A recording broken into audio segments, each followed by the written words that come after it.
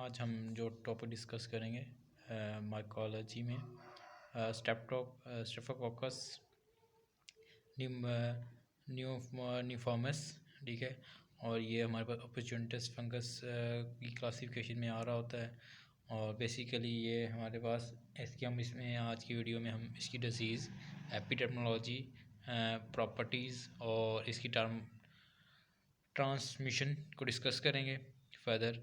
तो सबसे पहले हम इसकी डिजीज़ को देखें। स्ट्रेप्टोकोकस न्यूफॉर्मस का स्ट्रेप्टोकोकसिस, स्पेशली स्ट्रेप्टोकोकस मेंटेटस यानी कि ब्रेन्स को ये अफेक्ट करेगा हमारे को, ठीक है।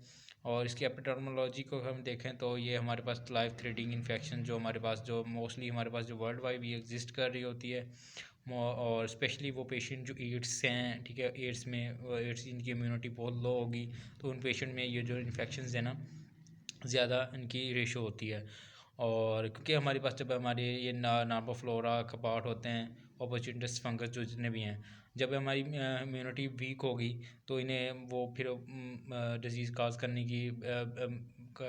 का एक मौका मिल जाएगा, और फिर वो डिज़ीज़ काज करेंगे और हमारे लिए ह्यूमंस के लिए ये डेंजरस हो सकते हैं। दैन उसके बाद हम इसको स्ट्रेप्टोकोकस गॉन्डी एक और है इसकी स्पीशीज़, वो इस ह्यूमंस में लेस फ्रीक्वेंटली पाई जाती है, लेस डिजीज़ काज करती है एज़ कम्पेयर टू स्ट्रेप्टोकोकस न्यूफॉर्मस से, ठीक है।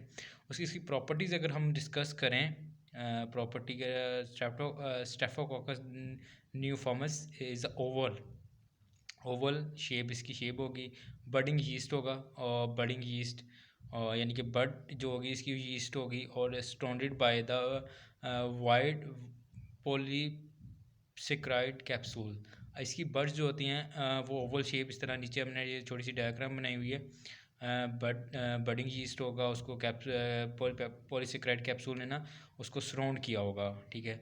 और नॉट डायमॉर्फिक, ये डायमॉर्फिक स्टेट में एग्जिस्ट नहीं करते। ये फंगस होते हैं, ये सिर्फ जस्ट यीस्ट में एग्जिस्ट कर रहे होते हैं। और उसके बाद नैरो बेस्ड बड होगी इसकी जो बड होगी नैरो बेस्ड होगी एज़ कम्पेयर टू ब्लास्टोमासिस डर्मेटोटाइटिस, ठीक है। और जो हमने ब्लास्टोमासिस है, ठीक है, फंगस, उसमें एक्चुअली जो हमारे पास उसकी जो ब्रॉड बेस बड होती है, लेकिन इसमें स्ट्रेप्टोकोकस न्यूफॉर्मस में नैरो बेस उसकी बड होगी एज़ कम्पेयर टू। ये एमसीक्यूज़ का पॉइंट अक्सर आता है और ये इंपॉर्टेंट भी है इसकी प्रॉपर्टीज़ में, ठीक है। उसके बाद इसकी ट्रांसमिशन एक्चुअली हम इसको देखें तो streptococcus neoformans occur wild in nature, और वाइल्ड इन नेचर में पाया जाता है। Grow abundantly in the soil में सबसे ज़्यादा ये ग्रो करेगा, और containing mostly in bird dropping, यानी कि बर्ड के जो फीसिस वगैरह हों, वो जिस जगह पर ज़्यादा वो फीसिस होंगे वहाँ ये इस फंगस की ग्रोथ होगी। और उस तरह की अगर कंटेमिनेशन इन चीज़ों से हो जाती है तो फिर उसकी ट्रांसमिशन आगे हो सकती है। तो उसके बाद इसके birds are not affected, birds के आप ये ड्रॉपिंग या उसके फीसिस में होता है, लेकिन बर्ड्स इससे अफेक्ट नहीं होते एज इट, ठीक है। और उसके बाद हम अगर इसको फिर देखें ह्यूमंस कैसे इन्फेक्शन होगी humans infection result from the inhalation of the organism, अगर वो इनहेल्स करते हैं इसके, ठीक है, तो इसके जो बर्ड्स हैं या इस तरह की चीज़ों को, तो फिर ये इन्फेक्शन ह्यूमंस में जा सकता है। और इसके अलावा अगर ह्यूमंस की कुछ ह्यूमंस हैं जो अगर उनकी इम्यूनिटीज़ वीक है, वो नॉर्मल फ्लोरा के पार्ट हैं, इम्यूनिटी वीक होगी तो दैन वो अपने नॉर्मल फ्लोरा से अदर दैन आर्गन जाएंगे, तो इन्फेक्शन काज तभी भी वॉइस बन सकते हैं। There is no human to human transmission, इसकी यानी कि एक ह्यूमन से ह्यूमन ट्रांसमिशन इसकी पॉसिबल नहीं है, ठीक है।